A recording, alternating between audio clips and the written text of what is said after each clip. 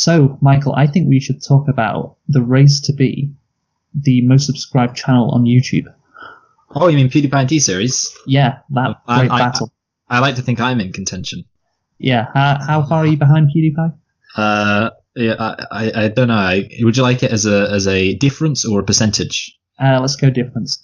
Well, I'll tell you what. I'll find it out before the end of the discussion, Okay. So I don't slow us up too much. Well, the thing is that I haven't really been following it that much. I didn't really know who T-Series was until like the end of 2018. I think I'm similar. Yeah, but then obviously there's been this battle to see who can be the most subscribed channel on YouTube, and T-Series I think was ahead of PewDiePie. And then all of a sudden PewDiePie's come back and he's released this song. I don't know if you've seen it. I haven't actually. Yeah, it's a song congratulating T-Series, and he's back to number one again. Oh, good. So yeah, I don't know. What are your thoughts on PewDiePie? Do you think he deserves to be number one? Well, my opinions are very nuanced, basically. I think, on the one hand, it's kind of funny that it's completely one-sided and nobody cares. Like, nobody from India cares about PewDiePie, really. Or nobody from T-Series. But, yeah, I mean, basically, I've always thought it was awful. Like, I remember when I was young, there was a thing called, these things called Let's Plays channels. And what they were, Luke, was they were channels where people would play things. And I was watching one and I was thinking, okay, this is pretty good. I can understand why people enjoy this because, the reaction's quite fun. And everyone in the comments was mentioning this person called PewDiePie. And this would have been in, 2011, maybe 2012, possibly even earlier. But everyone's mentioning PewDiePie. I was like, I wonder who that is. And I click on it and I just see this, just such an annoying person. Have you seen his old videos? Old videos like, hey bros, how's it going? My name's PewDiePie. I'm really enjoying myself. I'm gonna play this. And you just think who is enjoying this? I know I've seen his accent recently compared to his accent back in his old videos. His accent's so much weirder back in the day. I don't know. I mean, I don't know how he got popular, but he is popular. And the thing is, what was weird about the song is he references genocide and Hitler. Oh, good. Which is quite weird. I think what is the line? It's like, I'm about to cause a genocide, you can call me, and he's about to say Hitler, and then someone cuts him off and they go back to the chorus. Oh, okay. So it's the classic, he says something that sets up the rhyme, and then he cuts the rhyme off.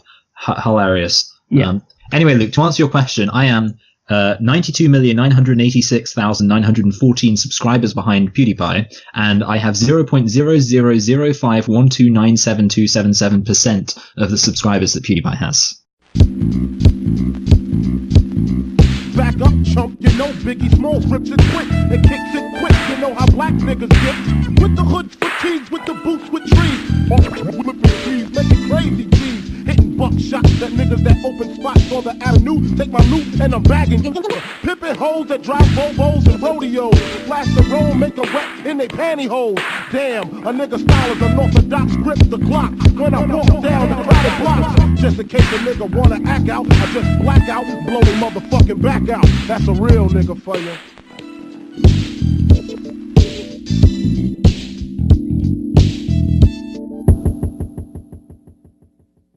Hello and welcome to Select and Reflect, the movie review podcast where we look at films that have come out relatively recently at the cinema and see if they still hold up upon a second watch. I'm your host Michael and I'm joined as always by my co-host Luke. And this week we are, you know what Luke, I never wanted to clarify this. I assume we're celebrating the release of Passion of the Christ 2? That's the thing, Michael. We're not actually celebrating the release of Passion of the Christ 2. We were doing this movie because it's Easter. Yeah, it's nearly Easter. It's nearly Easter. And it's been 15 years since it came out, so I thought it'd be a nice movie to do at this time. But yeah, then I go on the Wikipedia page and I find out there's a Passion of the Christ 2 that's coming out next year. Oh, yeah. I feel like I just assumed, how can you do a sequel to this? But, well, the sequel is about him getting resurrected. And I don't know how you're going to make a 1 hour, 30-minute movie out of that. But whatever, Mel Gibson's going to give it a go. So yeah, I just assumed there wouldn't be a sequel for this. I didn't bother looking, and now, we're doing it a year early. Is that what you wanted to tell me, that was a secret? Nope. Oh, okay, so it's different. Yeah, because basically... Well, it's not a secret, really. Well, yeah, I know I knew that anyway, so that's why I assumed, but I didn't really know anything about it yet. I knew there was going to be a Passion of the Christ too, but the important thing is that no matter what, we are watching Passion of the Christ or reviewing Passion of the Christ. And Luke, would you like to tell us a thing or two about that? I forgot. Sure thing, Michael. By the way, it can be argued that we are doing Passion of the Christ because of the release of the movie called Unplanned. I don't know if you heard about this. Is it about a pregnancy? Yeah, it's a 2019 American Christian drama film based on the memoir of Abby Johnson and written by director Chuck Konzelman and Carrie Solomon. It basically is about abortion. This woman who... Oh, sorry, I do know that film. Yes, I do. Because everyone on the pro-life sphere, mostly the Catholic sphere, is like going crazy about it. They're all like, yeah, unplanned. Yeah, so Abby Johnson is working at a Planned Parenthood clinic in Texas. And then she is asked to help with an abortion. She helps with an abortion, and then she realizes that abortion is wrong, and then she becomes a protester. Okay, yeah, because basically, I remember why I remembered now, because there was a thing recently where an 85-year-old man was beaten up while protesting. Well, he wasn't really beaten up. Everyone's going. Basically, he was protesting outside an abortion clinic, and a guy stole his sign. And the thing is, I don't know what the sign said. Everyone was going crazy. But if the sign said something really horrible, I can understand the guy stealing the sign. And then what happened is, the guy was about to drive off with his sign, and the old man comes in, and the guy basically pushes him away, and then he kicks him while he's on the ground. Which, I mean, I'm not saying it was the best thing to do. Having said that, everyone was like, going crazy about it. And then, but the thing is, it almost made me wonder, because then afterwards, like, there was a thing like, oh yeah, and the Unplanned movie is coming out, and I was like, am I sure this wasn't just a stunt? Because it was like, because the video was like being shared, and I was like, look at this horrible thing, and then it was like, Unplanned, watch it in cinemas. Yeah. So the thing is with this Unplanned movie, apparently Abby Johnson, what she claimed is a complete lie. There is no evidence that she ever. Yeah. No, she ever was tried to help with an abortion. So she worked at Planned Parenthood, but she wasn't actually part of the team, helping with abortions. There's no evidence that she actually did experience this event, which turned her against abortion. So yeah, there you go. But I just mention it because it's got the same kind of audience, I suspect, as Passion of the Christ. Yes, exactly. This movie Unplanned. It's been endorsed by Mike Pence. So of course, yeah. That's all you need to know. So yeah, we could say we're doing it because of that. But that would be a lie. Yeah, if we wanted to lie. But anyway, back to Passion of the Christ.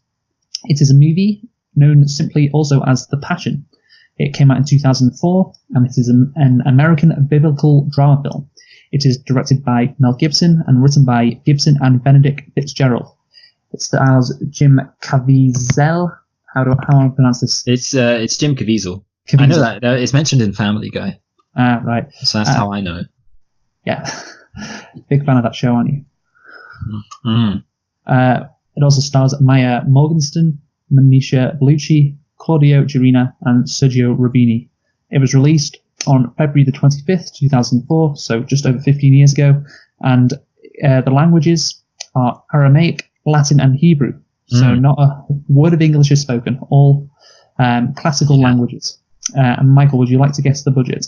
Ooh, I think it was high. I don't know, what, 77 million. 30. Oh, wow, okay, good. Good thing I didn't go for 80. And the box office. A lot. Oh, okay, so yeah, I remember actually that when Deadpool was coming out, they were talking about when Deadpool was coming out, they were talking about all the films and how well they were going to do. And somebody said that the most high grossest R-rated film of all time was Passion of the Christ before Deadpool supplanted it. I think that that answer is about 650 billion. No, 650 million. In that ballpark. Yeah. So the box office is 612. Yeah. So yeah, there you go. Yeah, I mean, so what we were going to talk about, the secret that I had was, why did this movie do so well at the box office? Because as we will discuss when we get to that, Mel Gibson he got turned away by studios who didn't want to make it. And one of the reasons was that they didn't think it was going to make a lot of money. So yeah, 612 million, the highest rated R movie of all time until Deadpool came along. And in many ways, they're very similar movies. Extremely similar. About a guy who can't die. That's true, yeah. Great stuff. So, Michael, the plot well. Basically, it follows Jesus of Nazareth in his final 12 hours of his life, and this period of his life is apparently called the Passion. And it's according to the Gospels of Matthew, Mark, Luke, and John. So yeah, there you go. Yeah. It's just his last 12 hours of his life until he kind of dies, and then he's resurrected. Yeah. So, Michael, how many nitpicks have you got? Well, Luke, no. We have a very important question, which is, did you like this film? I can't say I did, Michael. I can't say I didn't. I don't know exactly how. It was a pretty good film. I'm not going to be like, I don't know. It's not one of those films where I necessarily feel like I disagree with you that much in a way, but it's, even though I'm disagreeing with you, I don't feel like I'm disagreeing with you. Okay, well, I'll be interested to see why you think this is not a bad movie then, I guess. Yeah. As we get into this. Anyway, how many nitpicks have you got? I've got 2. How many have you got? I've got 1. Okay, yeah. So you go first then. Okay, my nitpick is religion. No, so my nitpick was going to be me for doing this movie now and not realizing there was a sequel next year. I like that. That's good. But since we already covered that, I was going to nitpick myself, but that's it. Okay, yeah, I got one. Well, you know what, Luke? Actually, I just reminded myself of the really funny thought I had, so I'm going to pretend I have 3 nitpicks. So my first nitpick is, I thought it was really obnoxious and in a bit of, kind of poor taste how many blatant Superman references they had in this film. That's good. There we go. See, when he's on the cross, it does remind me of that scene in The Man of Steel. Yeah, where he's floating through space. Yeah, so you can tell that Mel Gibson just wanted to give it this false sense of importance by relating it to Superman. That reminds me of a great Reddit quote, which I saw. It was in our movies, and it was like a thread about people just interpreting films, but doing it in a really I guess. What would be the word to describe it? I can't really naive way. Yeah, I think I know what you mean, but just explain that. Just give an example, and then we'll all understand what you mean. Well, there is this commenter saying, "Hey, have you ever noticed how in Man of Steel, Superman is next to Jesus in the church scene, and it's depicting Jesus as Superman? It's amazing." I was like, and he was being genuine. Wow! Oh dear. Yeah. So I don't know what word you use to describe that kind of comment, but yeah, that is obtuse. Yeah. I do like the word obtuse. Anyway, but so I do actually have 2 other ones. First one is, I've never really understood this. Why does Judas kiss Jesus? Apart from just for kind of, I don't know, some sense of poetry. Ultimately, here's the thing. It could make sense if, for example, he didn't want people to know that he betrayed Jesus. So he was like, hey, I'll kiss him and you guys hold back. But by me kissing him, you will, know who he is. But because he's gay, Michael. And then the other thing is, it's kind of I'm pretty sure that they don't actually need Jesus to be identified. I've never really understood that, because everybody, he was just preaching. I don't get it. Why would they need Jesus to have been identified when, they could have just gone to one of his sermons? I don't know. Yeah, maybe they're racist and they think they will look the same. The Jews were all these Jews look the same to me. Okay, what's your next? And then the final one. This one's a real. Well, the other one was a real one too. But the nails went through Jesus's wrists. Now you might say, how do we know that, Michael? Well, basically, it's because there have been many experiments which have basically shown that the muscles in somebody's hands, or the bones, and the way somebody's hands work, they couldn't support their body weight with just a nail in it. So they would actually tear, which doesn't sound particularly pleasant, but. Basically, if you watch any, I don't know, I was kind of surprised in a way because, I thought this film obviously was taking all of the different aspects of the crucifixion quite seriously, and then he puts it in his hand, which we just know didn't happen. It went through his wrists. Well, when was this known? Was this known before 2004? See, that's the thing. I don't know. I think it might have been one of those things a bit like Velociraptor feathers, where it was kind of in the ether when the film was made. Obviously, I'm referring to Jurassic Park. So in Jurassic Park, the Velociraptor feathers thing was around, but they weren't quite complete. It wasn't a thing. Whereas now everyone knows it, so it's just a bit embarrassing, and they have to have Henry Wu go, nothing in this park is natural, So I think that's what's going to happen. In Passion of the Christ 2, they're going to go, nothing in Jesus' hands was natural. Okay, what's your next nitpick? No, I said I had 3. The 3 were the joke one, Superman. Yeah. Then the other one was the kiss, and then the wrists. So there's your 3. You don't subscribe to my theory that he was gay, Judas? Well, I think it's very likely because gay people are evil. Yes. No, yeah, I don't know. I mean, I like to think really it's just for the sake of the poetry. Or maybe it was like maybe he felt remorseful, so he wanted to express his remorse through a kiss. So just saying sorry, lad. Yeah, it's just like, yo, sorry about killing you. Anyway, so now we move on to the plot. And it's an interesting one, Luke. Well, we isn't don't it? actually move on to the plot, Michael. Oh, don't we? Yeah, because I remember I was going to talk about the box office. Oh yeah, the box office. So why was this movie so successful? I'm going to guess because of God came down and blessed it. Yeah, that can be the only reason why it was successful. So I'm just trying to find a Mel Gibson quote here. So essentially what he was saying is everyone in Hollywood at the time thought he was mad because he's trying to produce it like a story, which I guess involves languages like Aramaic, Latin, and Hebrew, which I think the vast majority of Americans don't speak. Yeah, I would imagine. Yeah, I imagine not many people speak Aramaic nowadays. Yeah, it's not that popular.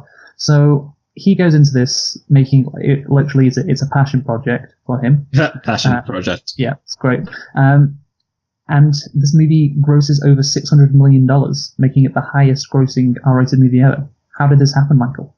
I mean, I don't know, Luke. I feel like you know this information and you're just waiting for me to embarrass myself by giving a wrong answer. No, I've got theories, but I don't have like a concrete reason why. I think okay, so I think part of it was like just how crazy it was because I don't remember that much from when I was 9 for some reason. No, I don't remember that much, but I remember actually people talking about Passion of the Christ and saying like the weird thing is the only person I remember talking about was saying don't see it, but people she was like it's just torture for 2 hours. It's not pleasant to watch and see it. But I think like the word spread and people were kind of I think it did have a big impact. So that might be it.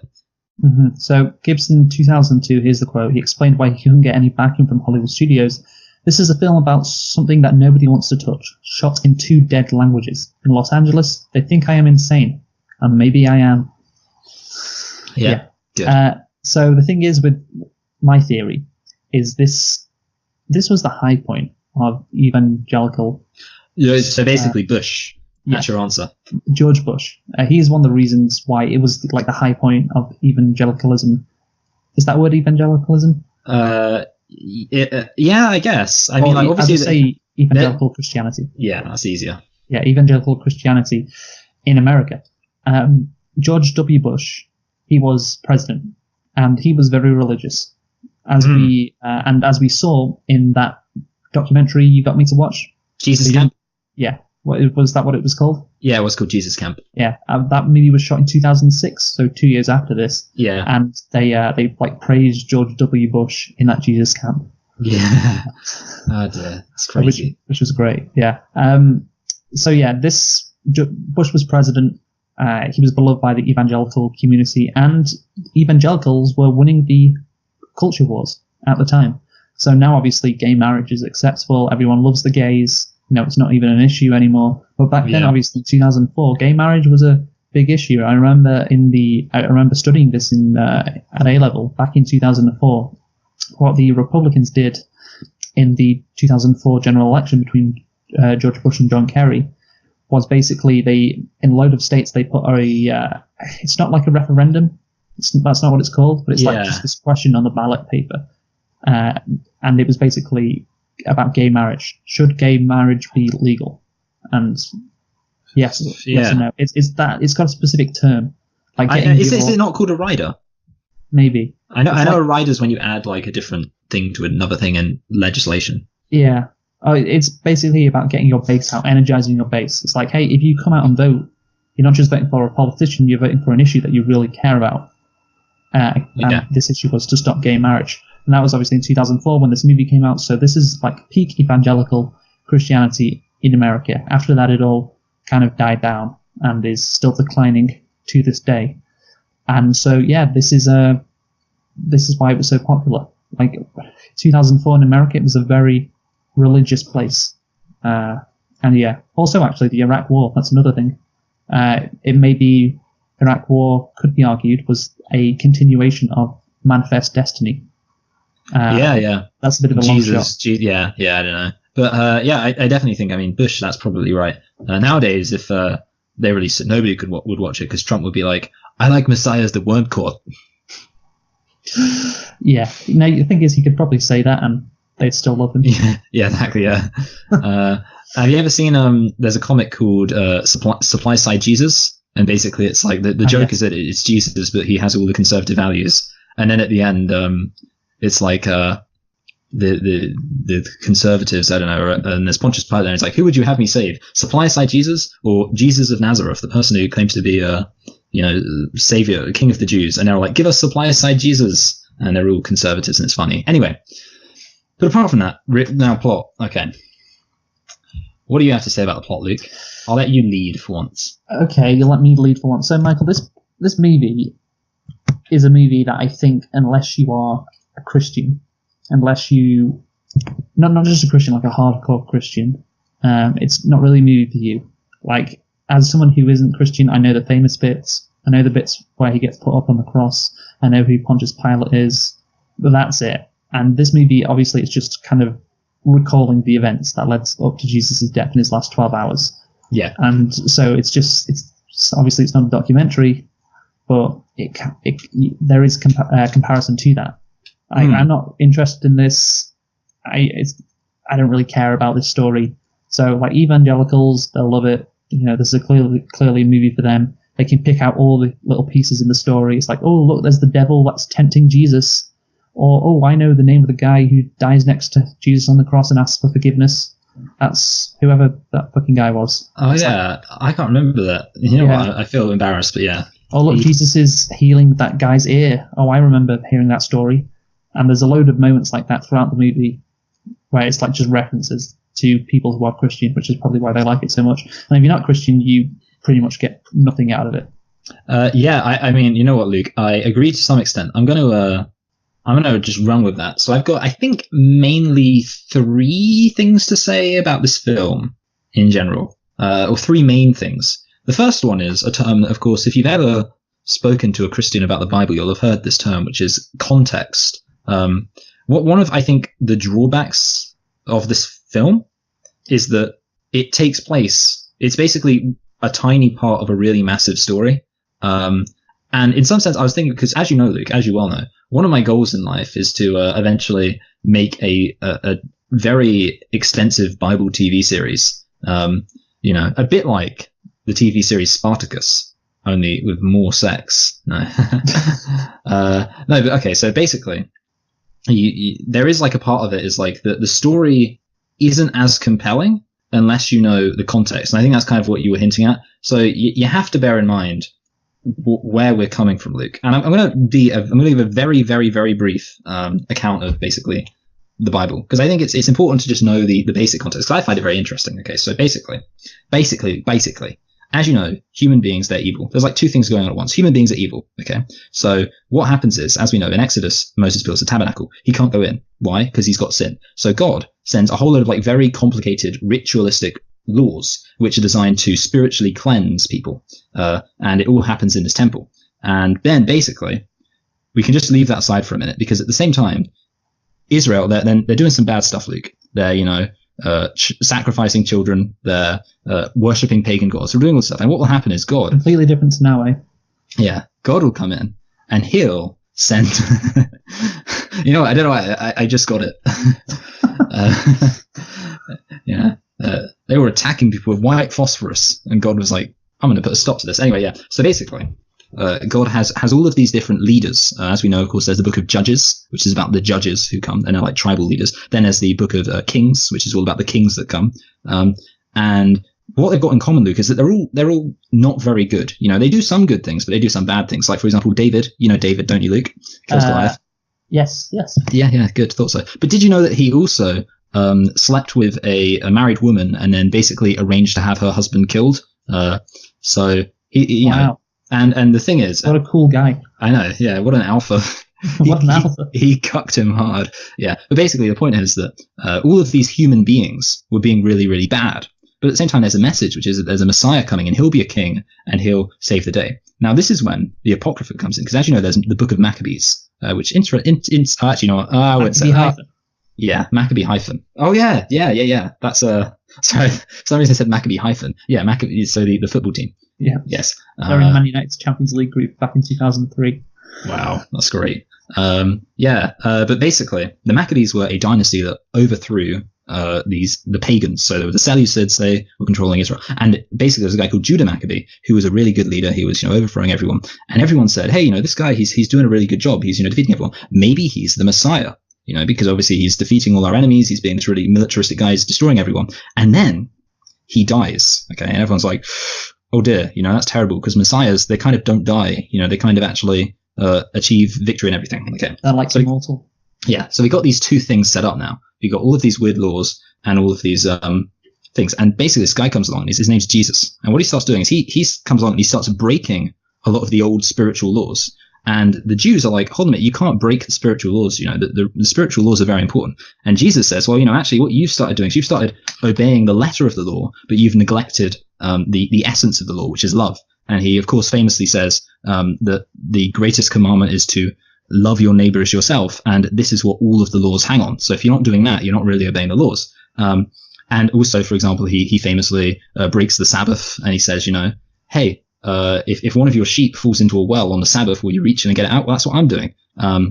And the point is, basically, he's saying, that he's come to change the law, change the way things are done. And what we then learn later on is that he means he's come to connect people to God directly. Because, of course, as we already said, it used to be people were connected to God through the ritualistic laws. But Jesus came along, he said he was going to make it more personal. And the other thing is that he comes along, he says he's the Messiah, and everyone's like, well, that makes no sense, because we always thought that the Messiah was going to be some kind of military guy who was going to kill all of our enemies and make us supreme. And Jesus comes along, he says, I'm not going to kill anyone. I'm going to be peaceful. I'm going to love everyone. And by loving everyone, I will become supreme.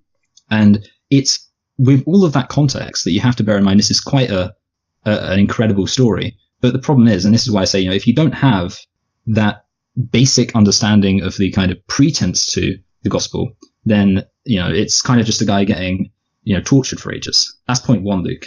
Would you like to jump in and say anything? So what you're saying basically with that point is, by the way, that what you just said there reaffirms my kind of thinking, like, if you are a Christian like yourself, then you can get more out of this movie. Yeah, I mean, that's true. I basically do agree with you. And I think almost everything I'm saying, there's two of my 3 points are basically me agreeing with you. Actually, not entirely. I'd say it's about half and half. So what was the point you were just making then in Okay, so basically the point I was making is essentially that this is a really, really powerful story when you take into account that this was the culmination of 1,400 years, 1,500 years, whatever, of this very strict idea of who God is and how he relates to human beings, and all of that was turned on its head. And all of that is just cut out, basically, and we just have the last 12 hours. Yes, exactly. And that's why. And so basically, it should have been the end of a TV show. Is what I'm saying. Well, again, this period of Jesus' life is called the Passion. So I guess I can't really fault Mel Gibson for that. No, yeah. He does if he's just telling this story, like he just wants to talk about this specific time in Jesus' life, which obviously is incredibly important. Quite a lot of things happen to Jesus, and obviously you got the what's that called? When his dinner, the Last Supper. That's it. Oh yeah, Last Supper. Last Supper. Yeah, got it. And then obviously, what was that supper he had that was his last one? What was it called? The betrayal by Jesus. Him. 30 shekels. Yeah, 30 shekels. Pontius Pilate, and then him being eventually killed by being crucified. So all of that stuff is very important, and obviously you can argue, well, Jesus is a lot more than that. And I'd say that, I mean, I guess it's kind of straying into another point I've got, but I'd say that, yeah, if you just want to do something about the final 12 hours of Jesus' life, then I can understand it. And obviously context would be appreciated, but that's not what Mel Gibson was going for. Yeah, I agree. I mean, that's the thing. Like, I guess basically all I was saying is that kind of agreeing with your position, like you said, which is that it helps a lot if you have this additional information, but also at the same time, like you say, I mean, I know you were just defending your boyfriend Mel Gibson by saying that, of course, there wasn't really anything he could do, and that's true. Yeah, basically, there's not really a way around it because, in case you didn't notice, Luke, the Bible's a very big book, and therefore, obviously, anything you say, you're just dipping into it if you make a film, and. So second thing, I think I'm going to talk about, I'll talk about this. Something I find very interesting about this film. Not that interesting, but it does relate to something else I want to say, which is the slight political drama around this film, which to me is something that I find quite interesting about the Jesus story. And I want to talk about a different film I saw called Risen. It's funny because you mentioned, the idea of the Passion of the Christ 2 and, what could a Passion of the Christ 2 be about? Well, actually, there's a film out there which functions as a Passion of the Christ 2, despite not being called Passion of the Christ 2, because what it does is it ends with Jesus' death, and then Jesus is crucified. And what the film is about is the political consequences of Jesus' death, and it's about kind of all the different factions coming together, the Jews and what they think about it, and the Romans what they think about it. And the story basically follows a Roman prefect who is tasked with finding out what happened to Jesus' body, because of course they're saying, if Jesus is missing, that's kind of a problem, because he said that he would raise again after 3 days, so if you can't find him, it's a bit awkward. Anyway, but basically what that film has a lot of, and what this film also has a lot of, is this kind of the fact that there is a much larger story going on here, which is like kind of neat, I think, because it's like, have you ever seen the film Ben-Hur?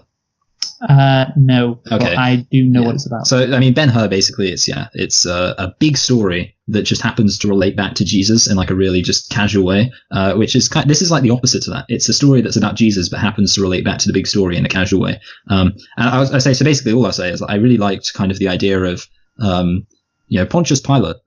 He's got these political considerations. He's like, hey, I need to keep peace. And I thought it was kind of like an interesting motivation for a character. I agree totally. The thing is, there's not really any interesting characters in this movie. Yeah. And as you probably expect, like, Jesus isn't interesting. Everybody is one-dimensional. The Jews want him dead, especially that head Jew guy who's Caiaphas. Obviously, Jesus' friends don't want him to die. Jesus is being Jesus. He's just doing his thing. But the only guy who's not one-dimensional is Pontius Pilate. And I really did think that was good. Like, he doesn't want to put Jesus to death because he fears about a rebellion, and he's got things that are weighing down. Like, obviously his wife doesn't want Jesus to be executed because she thinks he's holy, and so he's really torn. He's the one interesting character in this movie. Yeah, I think actually I'm going to come up with a great segue here, which is I think the political drama, if you can call it that. I mean, it is a bit limited. I think they probably could have expanded on it a bit more by having, again, part of it's context. But anyway, basically, it's an example of how this film in some ways becomes a bit more interesting if you do approach it from a secular perspective. Because, if Jesus is God, then as you kind of say, it's not really that interesting because it's just, he's, perfectly perfect guy who is definitionally, in a way, one-dimensional because, he's just perfect. But obviously, if you look at it from the perspective of he's a political agitator and kind of from the context of how is what he's doing affecting the politics of the region, then it actually becomes a more interesting story, and that's kind of represented through Pontius Pilate. And this is the segue here. The little, I'm going to start. It occurs to me that every single time I pronounce it segue, and I do that as a joke because I know it's pronounced segue. But it occurs to me that I only ever say segue, so people probably think that's how I think it's pronounced. So I'm just going to stop doing that now. That's what I just assumed, but I don't want to correct you. I know, exactly. So this is my segue here to the fact that it's worth noting that there is a very interesting secular story here, which is there are some things which aren't actually that disputed by secular historians. And I was watching something recently. I don't know what it was, but basically it was talking about like all these quotes from secular historians basically saying certain things that were undisputable about Jesus pretty much. And those were, number one, that he existed. There are people who are called, the Jesus myth theory, who believe obviously that he was a myth, but most people don't believe that. Number two, that he claimed to be God and that he led a religious movement.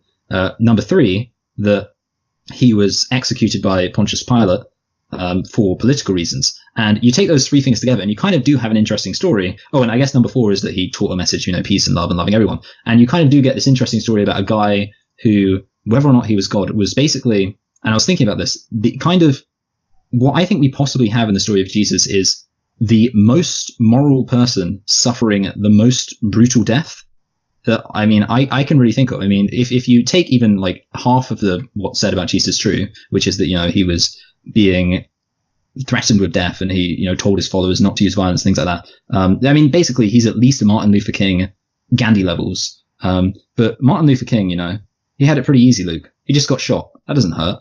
But, no, that's offensive. Let's not say that. But I get what you're saying, though. Yeah. So it was gruesome. Yeah. So basically, I mean, it's interesting in that sense, in that it's kind of, obviously, I'm sure that there have been nicer people who have suffered worse deaths in history, but in terms of recorded history, it is kind of, in that sense, emotionally compelling to realize that he was historically a good person, a real person, and we should probably be, willing to believe that he was actually somebody who did come down and preach, if somebody strikes you, turn your other cheek to them. If somebody takes your coat, give me your jacket. And of course he was killed. And again, it almost becomes, like I say, more interesting if you place that in the context of he was just killed by a guy who had political concerns. He was just killed by a guy who said, hey, I just don't want there to be a rebellion, and like you say, it would be less interesting if he was just killed by evil angry man who said, I'm going to get you, Jesus. And that's basically, so those are my three main points. And I guess the kind of point I'm making there is you can get an interesting narrative from a secular perspective, is what I'm kind of saying with that. Although obviously limited. No, yeah, I do agree. I mean, obviously they didn't really expand on this narrative, but yeah, definitely you could have a really interesting story from a secular perspective. I don't know if that's ever been done. Because it would maybe be a bit controversial. Well, have you ever seen, I feel like you haven't. And actually, I think it's Martin Scorsese, but I can't even remember, The Last Temptation of Christ. No. Because, I haven't seen it, but I think that actually that is kind of from a slightly secular perspective. And it's sort of like showing Jesus as this term has negative connotations, but I'm not using it in a negative way. It shows Jesus as a quote unquote fanatic who basically so it sort of basically tells the story of Jesus, but not with any of the miracles, and kind of with the assumption that he was, a bit, I think that's right. Like I say, I haven't actually seen it, but I think, because you obviously mentioned that, I think that's true. And I think obviously that film is very controversial, unsurprisingly. But I think that's most of the main things I wanted to say, apart from some supplementary stuff. So what do you mean by supplementary? So I was talking about biblical references and the depiction of Jesus. I suppose I should talk about the depiction of Jesus a bit, just because I was talking about Jesus. Go for it. So obviously I was talking about Jesus from a secular perspective. It's worth noting that I did want to say one thing, very small thing. I didn't like the decision for him to have really weird eyes, and that's because the whole point of Jesus is that he's supposed to be just a regular human. So he's supposed to seem like a regular human, obviously. Yeah. So I just thought that was strange, I guess so. I tell you what, Luke, at least they didn't make him, blonde and blue eyes. That's a classic. No, they just made him completely different to how he would look. If he did live in that area back in the day. Yeah, I don't know. I mean, maybe we should talk about that as a subset of the anti-Semitism, just because, let's talk about it now, whatever. So obviously, I thought, they found some pretty white Italians too. I mean, I know Italians are pretty white, but they could have at least been olive skinned. I don't know why are these Italians so white? And then obviously, I don't really know exactly how. I assume in Israel it's a bit varied, but yeah, they definitely probably looked a bit more. Well, I remember back in the day there was a big news story about scientists put together a accurate depiction of Jesus, and he looked like an Arab. I was look right now, which is very surprising. Yeah, there's actually a funny thing about that, which is I remember he had short hair, and there's a lot of people who think Jesus probably did have short hair, mostly because Paul in 1 Corinthians, I think, but it doesn't really matter, so why would I even bother trying to clarify that? But says basically that he's talking about how culturally it's inappropriate for men to have long hair. And that seems to be evidence that the Jews thought it was culturally inappropriate for men to have long hair. And obviously that would imply that it was very unlikely Jesus would have had long hair. And that's kind of like a modern thing. The idea of somebody being spiritual and therefore having long hair, probably at the end of the day, fleas were a thing back then. You got to remember that, Luke. People probably just wanted their hair pretty short. Yeah, I guess so. Anyway, but I did want to talk about, there's a thing called Christology, which is basically the study of Jesus. And it's kind of confusing, because as you know, Luke, there's a thing in the Bible or Christianity called the Trinity, which basically says that God is one being but three persons, and we're not really going to talk about that. But the other thing is, and this is the one that I think is interesting, is that it's the official position of the church is that Jesus was 100% human and 100% God. And all I really wanted to say about that is that on the one hand, I don't even think it's worth trying to get your head around, but I think it's important because obviously there's a scene. The first scene is called the Agony at Gethsemane. and it's basically an interesting thing from a Christological perspective, because Jesus is kind of praying to God and saying, I don't want this to happen. I'm really scared. I'm upset.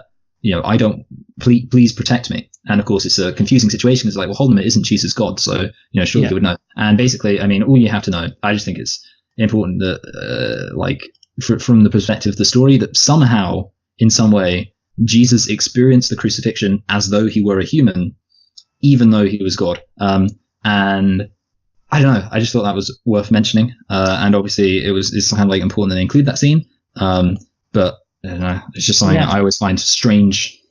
Well, again, this is what I go back to right at the start. Like, Christology, don't care about that. No, yeah, exactly. No, yeah. Yeah.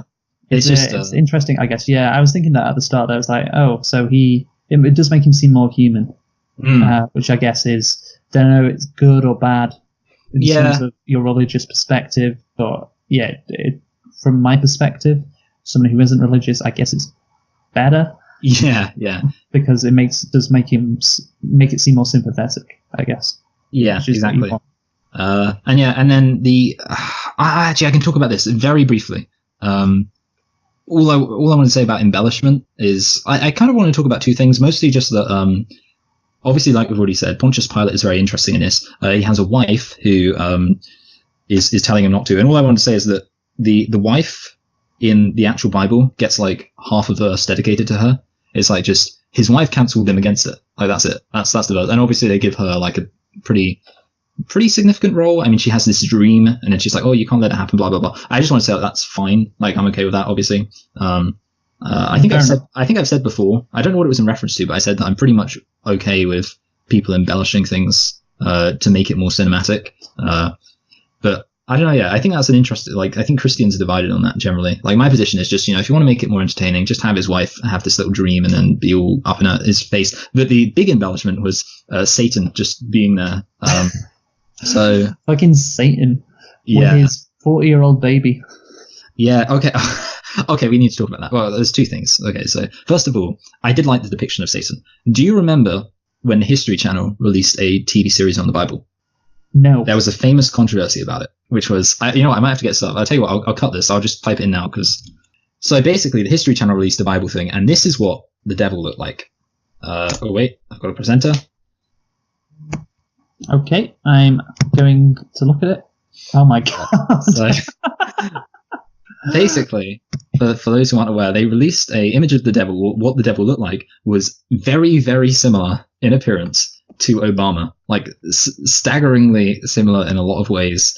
That's great. And basically, a version of Obama if he was in Star Wars.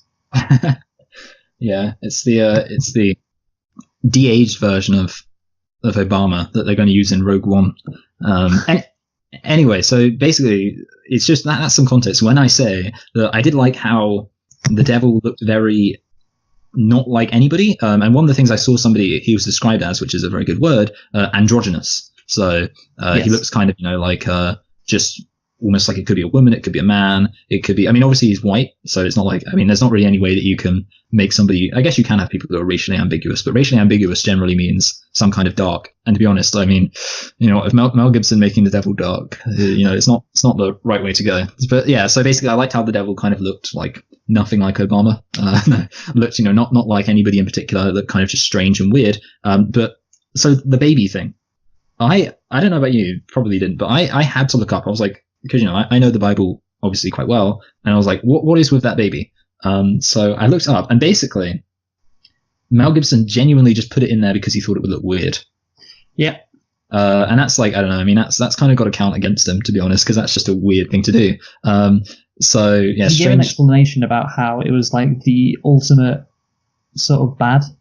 Yeah, I think it's like what's the ultimate good? Like a newborn mom baby. loving a baby, and then it's so twisted, like it's the devil with a baby. That's fucking ugly. Yeah. So you and I, did you and I both look up what it meant then? Because I didn't look. I just was scrolling through Wikipedia, the page, and I saw it, and I was like, that's a pretty bad reason to put it in. Yeah. The thing is, all of this other stuff is based on something, and I assumed that was based on something as well, but apparently not. Yeah. So it was strange. But the other thing is obviously just the fact that Satan shows up. It's fine, but it's just worth noting that obviously it's not really a thing in the actual Bible that Satan's there. There's, of course, as you I think said or alluded to, Satan does test Jesus in the desert, but that's that's way at the beginning. And then that's he the doesn't first really. scene in the movie. Yeah. No, so sorry. What I mean is, that's not the first scene in the movie. So when Satan tests Jesus in the desert is at the beginning of the Gospels, which obviously is a long way away from this. When Jesus just started his ministry, I think, yeah. So the fact that he's there, because obviously the first scene is the agony at Gethsemane, as we already said, and yeah, he's not supposed to be there. He's not supposed to be there. Yeah. So I mean, I don't know. I mean, I guess the thing is, it's unnecessary. Like that's just the weird thing about that he didn't add anything to the film at all. There was like at no point where I was like, oh, I'm glad that, because it's like. And if anything, I mean, here's the thing, because what did I say, Luke? I said, it's interesting that we have Pontius Pilate, who's, not an evil person, not the ultimate evil, just a guy trying to, run a country who ultimately does this terrible, horrible thing. And that's interesting. And I specifically said, Luke, I said that it would be much more boring if we just had this guy who was doing all this stuff just because he was the ultimate evil. And obviously, it's not as if the devil is directly doing these things, but I think by having him there is kind of almost implying that. Which ruins it, because obviously, like you say, just as Jesus is literally a one-note character, or a one-dimensional character, and that he's just perfect, the devil is also a one-dimensional character, and that he's just perfect. So, from a narrative perspective, the Jesus versus the devil is very boring, because it's just like, oh, one of them is always going to be good and do good things, and one of them is always going to be evil and do evil things. So, just leave the devil out. Yeah. And I guess also the other thing, like some people have, I mean, we could go back to sort of like Mel Gibson and Jews, but basically, so the idea of the devil is obviously something that's been heavily developed in Christianity since the Bible. And the devil is very ambiguous in the Bible. And we are pretty sure that Jews didn't really believe in that idea of the devil. Jews believed in, this is a fun fact, so Satan literally means the accuser. And it's generally believed that in the Jewish understanding of like how God worked, it was like he had a court. So he was kind of like a king. And he had, obviously how kings have like their advisors and things like that. And Satan was an advisor to God, and he was sort of the cynical advisor to God. So he was the one. So do you know the book of Job? I didn't really care for Job. Well, okay. Oh, yeah, I know what you're referencing. Arrested Development. Anyway, yeah. So basically in Job, Satan says, hey, this guy Job, he only likes you because you gave him loads of stuff. And basically, so Satan's like the cynical person, but he's not evil. And then obviously that kind of develops. And then suffice it to say, there is no reference to a red guy with horns in the Bible. But basically, so what a lot of people said is like, well, he's kind of just shoving his own modern idea of Christianity of like the devil being this ultimate evil, which actually isn't necessarily found in original Christianity, because Christianity is more sort of about how human beings are, flawed. And yeah, but anyway, so that's everything I want to say about the devil. Yeah. The devil gives a nice excuse to human beings as well. Yeah, exactly. I mean, that's the thing. Yeah, it doesn't provide, like, that's why, because everyone knows that Catholics, they're all about guilt, and that's like their thing. That's what they're famous for, just making everyone feel guilty. And yet they give you this ultimate excuse of being like, "Oi, the devil's in your soul." I know that's not really. I was going to try and do Irish, but I realized I couldn't do it halfway through, so I switched to West Country. Oh god. Anyway, so okay, I do want to talk about biblical references though. I've got 4, and they're all quite quick. So basically, there's a scene where Jesus stamps on a serpent's head. Now. It's right at the beginning. A snake comes out and Jesus stamps on it.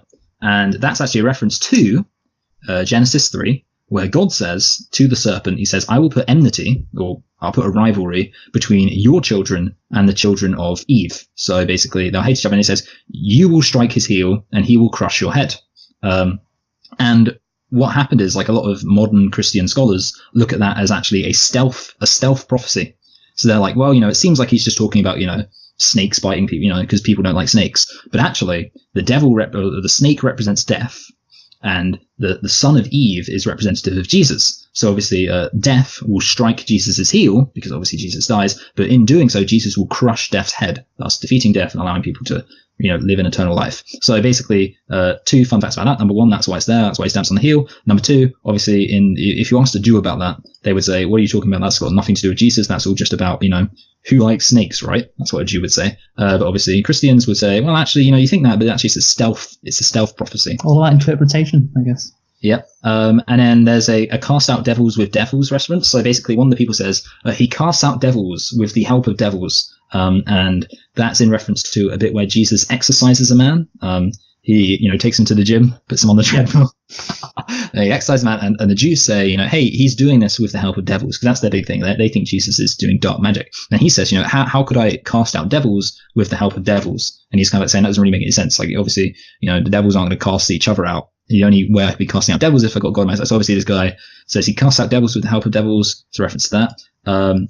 There's a bit where he says, he'll raise the temple in 3 days. I mean, that's a pretty obvious one, isn't it, Luke? Yeah. And then the final one is, I assume, I mean, obviously, I was going to say, like he's saying, I was going to be like, I assume you saw the subtitles for this.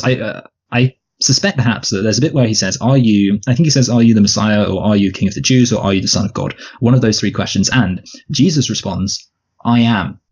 And I'm going to bet a pretty penny that in the subtitles you watched, I am was capitalized.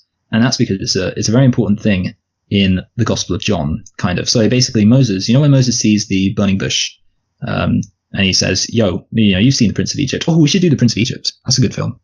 That's a really good film. So Moses is like, who should I say has sent me? And God says, say that I am has sent you. Which is a very confusing, bizarre, weird thing to say. So obviously it was just playing an epic prank on Moses, because he'd say, I am has sent me. And everyone would go, what are you talking about, Moses? Anyway, but in the Gospel of John, there's a repeated refrain. I think it's 7 times he says, I am, in response to people's questions. And it's kind of like saying, that implies God. So when he says I am in that scene, that's the culmination of these things that should have happened 7 times. Obviously it's not shown him. And that's why everyone goes crazy, because the way he says it, it's like he's declaring the name of God. Because it's kind of like a weird thing. Because like obviously anybody can say I am, but like I don't know, it's like the way you say it basically. So that's the thing. I mean, don't say I am too forcefully in Roman Judea, or you could be accused of blasphemy. Okay, well, thank you for that, Michael. See, all those little references goes back to my original point. This is a movie for Christian people. This is a movie they'll, like I said, just pick out little bits and pieces and go, oh, I get that reference. Oh, okay. I know what he's saying there. So you have something else to say about the plot, am I right? Yeah, well, essentially, it's what's not in the plot. This is what I found when watching it, and I don't know if you agree, because people like yourself and other people who are really into, Christianology or whatever, they're like picking out little bits and pieces and understanding references, but I'm just like, well, for me, Jesus, he's the ultimate good guy. He's the ultimate, just sound, Ultimate bro. Yeah, the ultimate bro. He's a guy that can do no wrong, and he teaches people about the difference between right and wrong, and what is right. But there is not a lot of teaching. That's a good point. In this movie. We should talk about the flashbacks. Actually, that's a really good point. We should. So obviously I'll let you finish, but yeah, well done, Luke. Oh, thank you. So it's all about, and so this is my theory again. It's all about, really, this movie, just how badly he is treated by his friends, by the Jews, by the Romans. Everyone treats him badly. I was thinking, obviously I know Jesus, but if you somehow didn't know Jesus and you watch this movie, you'd be like, you want to appreciate like how good a person he is. You'd obviously be like, oh, he's taking this beating, like I feel sympathy towards him. But there's no moments where he really like. There's this bit, the only bit I can recall, and maybe I'm wrong, about him like being like the Jesus that I have read about and know about, is when he's been put on the cross, and he's saying, "Forgive them, Father, they know not what they do." Yeah, and it's like, oh, that's the Jesus I know. That's the Jesus who's all loving, and is basically like, what's the benevolent? That's it. Yeah, benevolent. And it's benevolent. But yeah, the thing is, there's nothing really apart from that about the teachings of Jesus. And I think that it's perfect for evangelicals. Because as we know, they don't really subscribe to the teachings of Jesus. That's true. Yeah, you're right. Wow. They can just focus on Jesus being treated badly, and persecution, and being and feeling like victims. Which when they shove that whip filled with nails and it goes right into Jesus' ribcage, when you think about it, that's a bit like when gays are allowed to get married. Yeah, exactly. It's a bit what it's like. I think like actually you've touched on something which I could talk about this later, but I'll mention now. So I guess there's 3 things. Number 2, maybe, I don't know. Basically, if I were to try and identify a theme in the flashbacks, I think it's trying to show Jesus as more human. We've already mentioned that, and the only reason I bring it up is because obviously you've got this kind of weird scene of him, talking about a table he's built. Yep. And there's no teaching in that, but I guess the thing is he seems human in that scene. He seems like again, that makes you feel sympathetic. Yeah, exactly. Yeah. So, and that's like, I assume what was going for, but obviously, like I said, I do definitely agree with you that it would have made more sense. I think they could have, been cleverer with what flashbacks they used, and they definitely could have used some flashbacks that were, totally awesome. Flashbacks that actually showed the story of Jesus in more detail. And obviously, that could have helped with what I said, the whole thing about how, you need this context to some extent to appreciate the story slightly more. The only other thing I want to say is that I think also that there's a focus on Mary, and that makes sense to some extent because Mel Gibson, as I'll talk about in a minute, is a Catholic of sorts, and Catholics obviously are very fond of Mary, and they view her as like this fantastic, wonderful mother. So I guess like that's kind of maybe why they chose those scenes that relate to his mother, because there's also the scene where he falls over. And Mary has a flashback to when he fell over as a kid. Yeah. And it's like, well, kids are always falling over.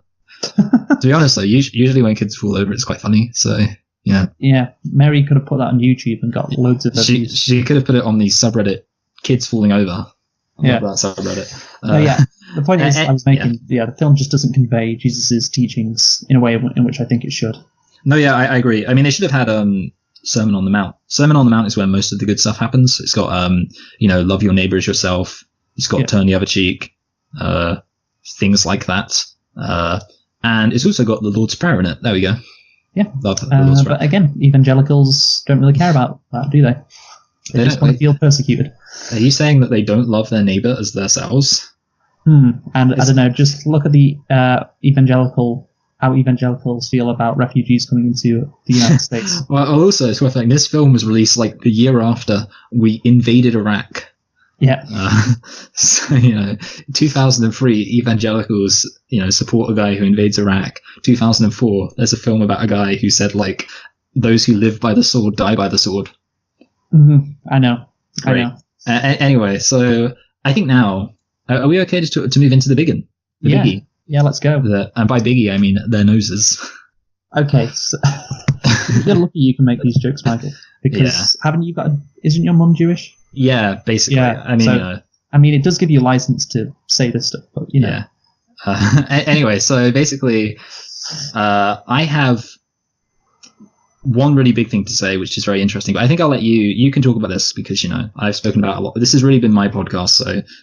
Yeah, you can lead the way, but I have got one thing to say that is very biblical and complicated, and I doubt you will pick this up. So there we go. Okay, so anti-Semitism. I'm just gonna go through it because there is a lot of accusations about anti-Semitism. Well, I didn't like the bit where all the Jews started singing, "We steal money all day, we something some, and when we are done, we spend our money on." I'm referencing the Dumbo song. Yeah, I know. Good. Okay. I hope people listen to every one of our episodes, or else they won't get the joke. Oh my god. It is a reference to Dumbo. Okay. Anti-Semitism. It must be emphasized that the main storyline presented Jesus as having relentlessly pursued by an evil cabal of Jews, headed by the high priest. What's his name again, Michael? Caiaphas. The good thing about it being subtitles is that you learn people's names much better because you see them written out. All right. I mean that's what I found. I mean, obviously. By the way, I'm reading a statement by the Anti-Defamation League. I didn't mention that. So this is a statement by the Anti-Defamation League after they saw the script of the movie. So again, the main storyline presented Jesus as being relentlessly pursued by an evil cabal of Jews, headed by the high priest Caiaphas, who finally blackmailed a weak-kneed Pilate. That's.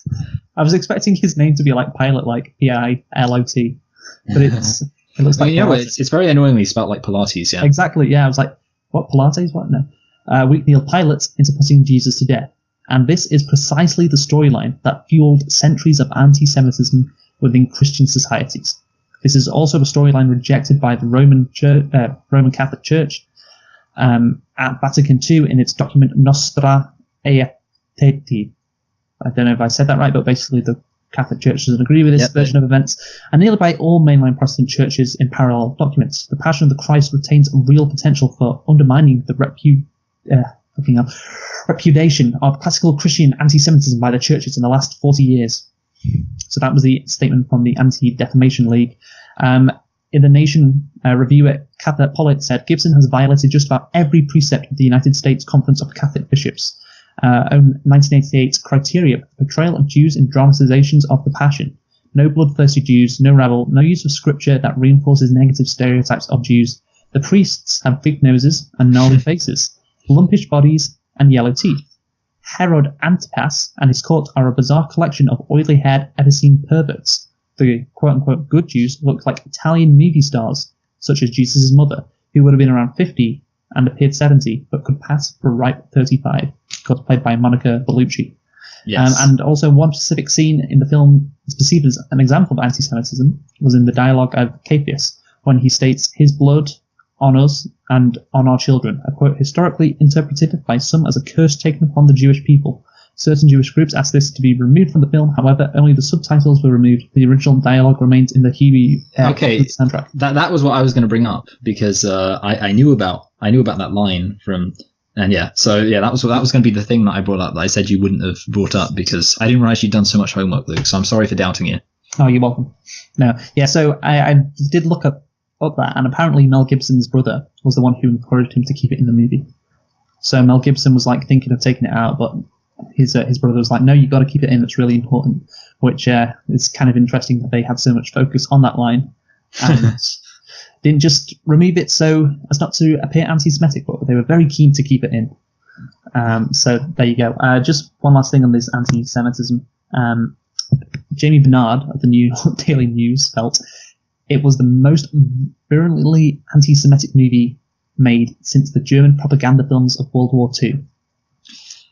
I mean, so here's the one thing I wanted to say. This is just a tidbit. So it's worth noting, of course, that evangelical Christianity in America is famous for being very pro-Israel. Yeah.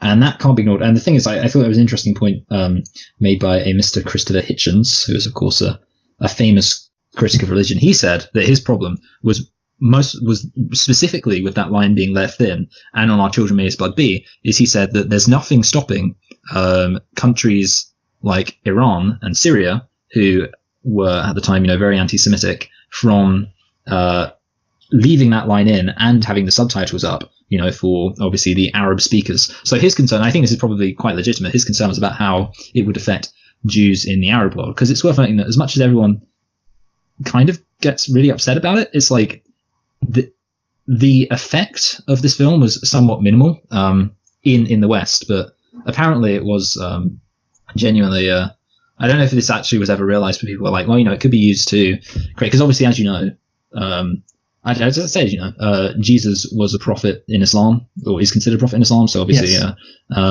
And therefore, it could be used for that purpose. I guess that probably maybe did happen or maybe didn't, but I can't remember whether or not the thing I was reading was a retrospective or just talking about possibilities. But let's just assume it was a retrospective, so it sounds more impactful. And the other thing I wanted to say is, obviously, you have to take into account social context, because something I was thinking about while I was watching this is I remember how there's a big thing about the film 300 portraying Persians as really savage and barbarous and things like that, and Iran got really upset about it. But the context of that in a way doesn't matter as much, because most people don't really associate Persia with the Middle East. They kind of just associate with a generic time in history. But then with this film, obviously, people, there is a very clear context of, and like you say, that there is this idea that the Jews, there is actually a term for it. I think you mentioned the Latin term, but it basically translates to, Christ killers. And that's a term basically describes this whole doctrine around the Jews and things like that. But yeah, I think this is a good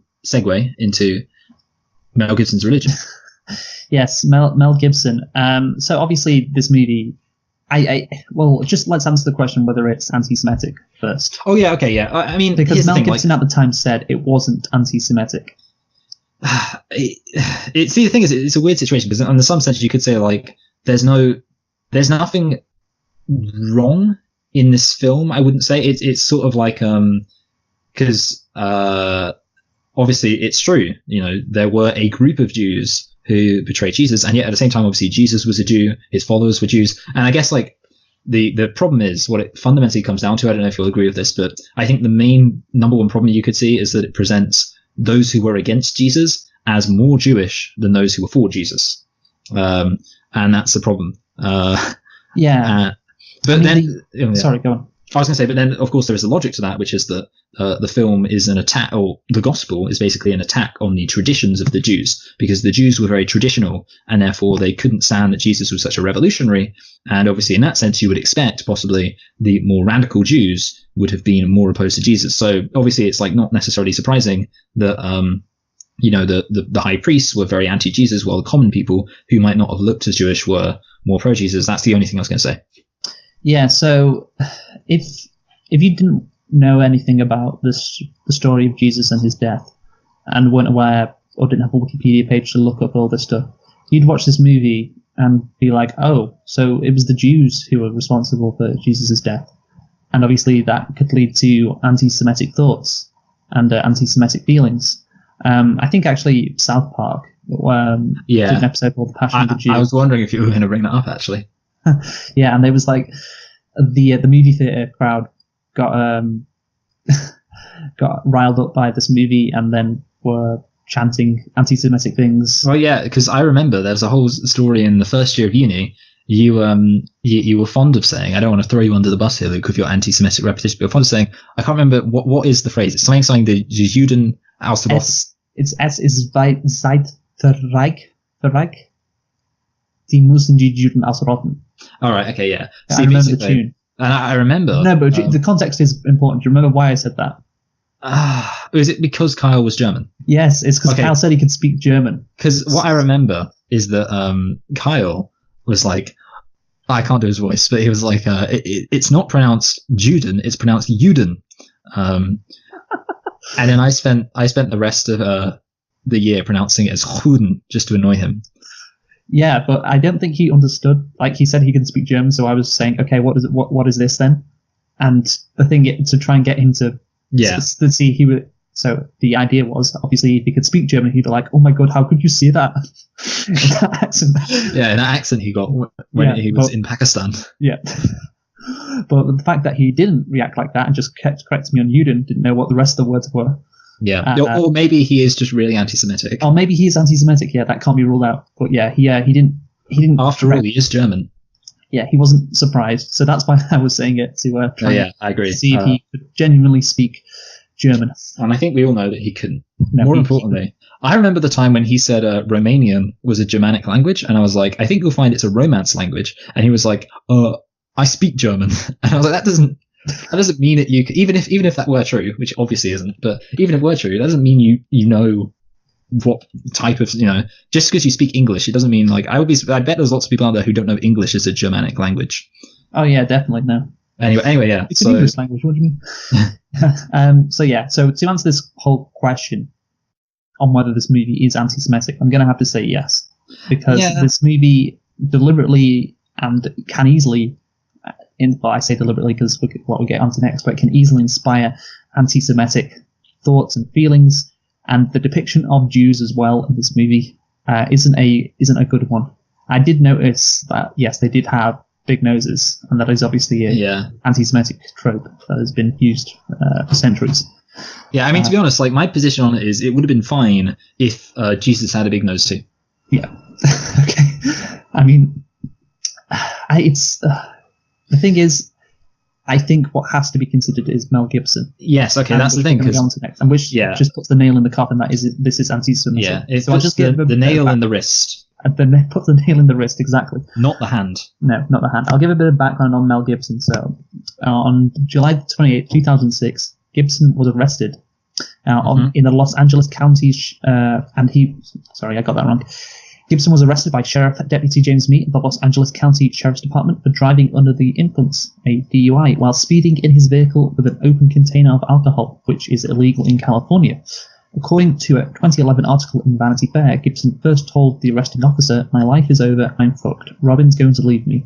According to the arrest report, Gibson exploded into an angry tirade when the arresting officer would not allow him to drive home. Did he say the Jews are responsible for all the world wars? Here it goes. Gibson climaxed with the words, fucking Jews. The Jews are responsible for all the wars in the world. Are you a Jew?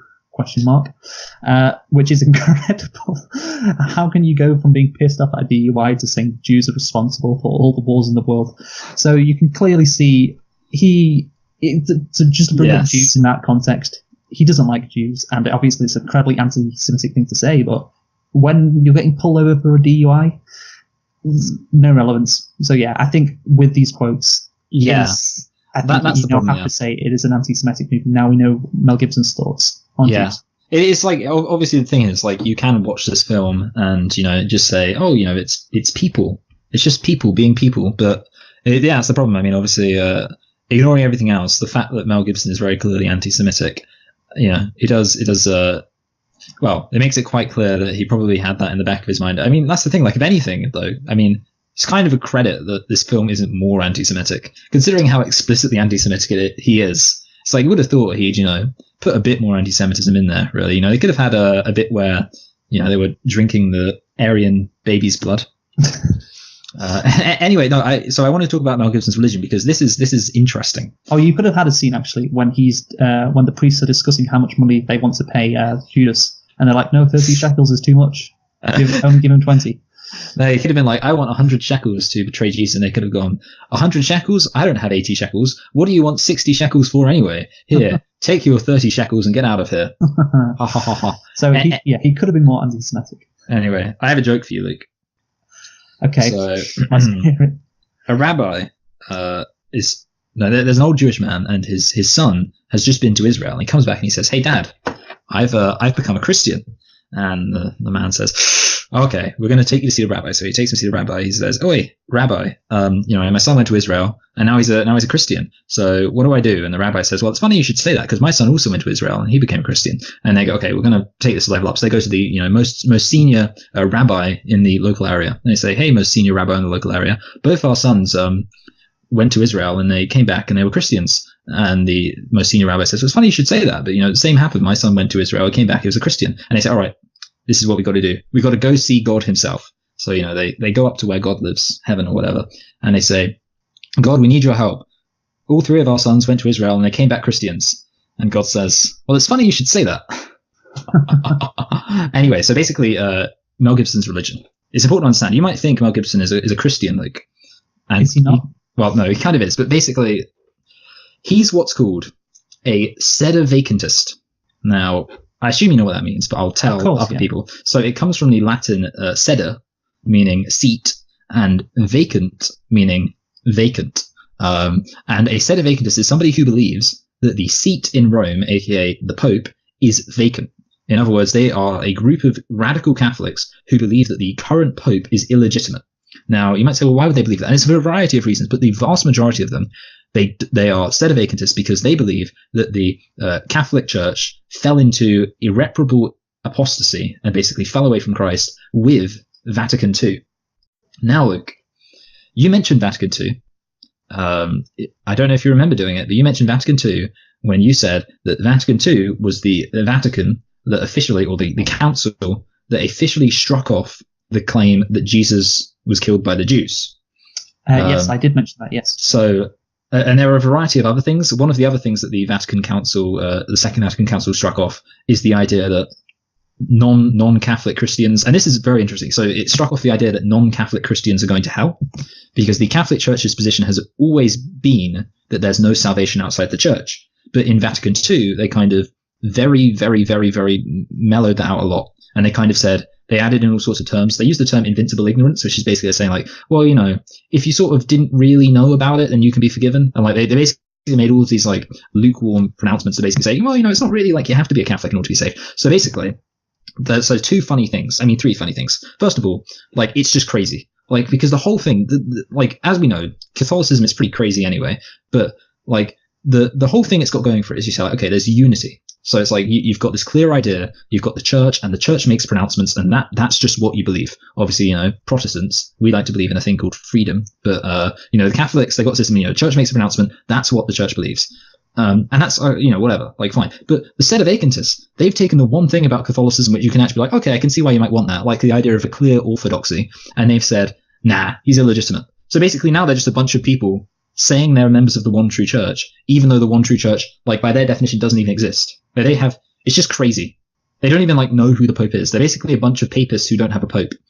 So it's just crazy. Second of all, yes, part of the reason why the Sedevacantist broke off is because of the claim that the Jews didn't murder Jesus, which was made in the Second Vatican Council. And thirdly, the other reason is because 1962 or 64. I feel like it's an early 60s even number. That's my. And official. So Mel Gibson, obviously, I imagine. Oh, sorry, his parents.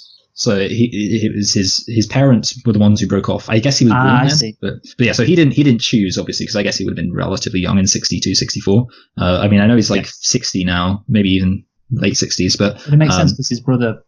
I talked before. His brother wanted to keep that anti-Semitic line, so his brother is also probably of the same religion as Gibson as well. Yes. So yeah, basically. So yeah, he comes from this, and they're very, very culty. Anyway, but then the third thing is that obviously the other thing they're very hardcore on is that, and they're even crazier than the Catholics, because the Catholics used to believe, before the 60s, they believed you had to be a member of the Catholic Church in order to be saved. And even then you might still go to purgatory. So, whatever.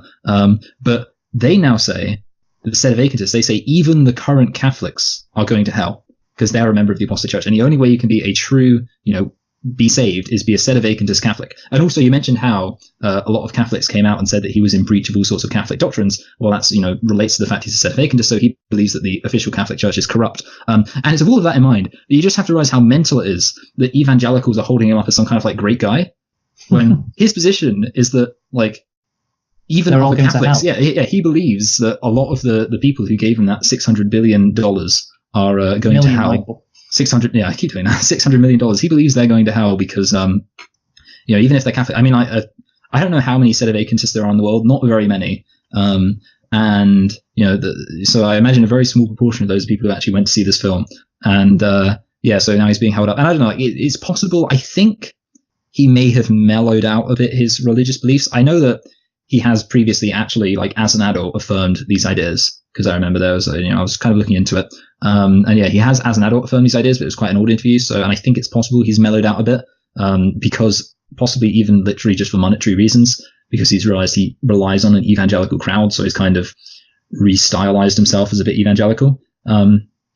And I think I want to say they fell for it, did they? Yeah, well, I want to say one final thing about evangelicals. This is just a really funny fact about American evangelicals. So in the early church, there was a doctrine called Arianism, which is unfortunately named because that has nothing to do with the Aryan race. It was to do with It was a guy called Arius. And Arius taught basically that Jesus was created by God, or Jesus was created by the Father. Now, if you know official Trinitarian doctrine, then the official Trinitarian doctrine is that Jesus, or the Father and the Son, are co-equal and co-eternal. So in other words, unlike with every other human father-son relationship, the Father and the Son have always existed together. They're co-captain the Son 1 and co-captain 2. Yeah, exactly. And there's this idea called Arianism. Arianism basically said that Jesus was created by God. And the Catholic Church, or the church in general, did a really good job of stamping this out. They said, this is wrong. It's against church doctrine. You're not going to believe it, blah, blah, blah. They officially, destroyed it, made it so it no longer existed.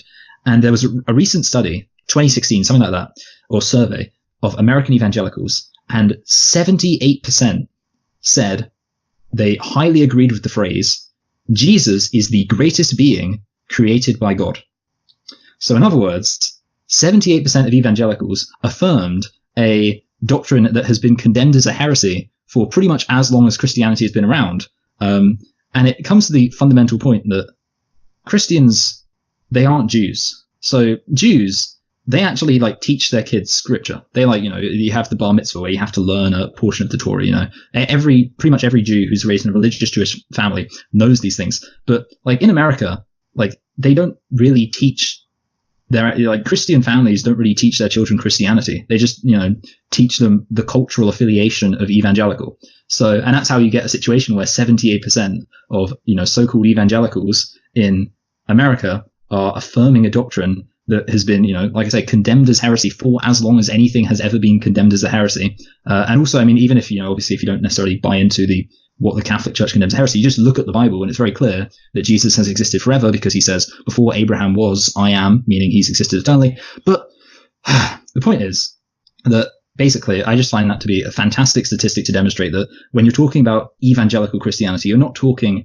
about a religious position. You're not talking about a bunch of people who actually believe anything based on scripture or church tradition or anything that relates back to anything about what Jesus is or how he taught or what, the last 2,000 years of Christianity have been about. You're basically dealing with a bunch of people who were mobilized by Ronald Reagan and, to a lesser extent, people like Richard Nixon in the 60s and 80s, and now Donald Trump. Well, what it's like.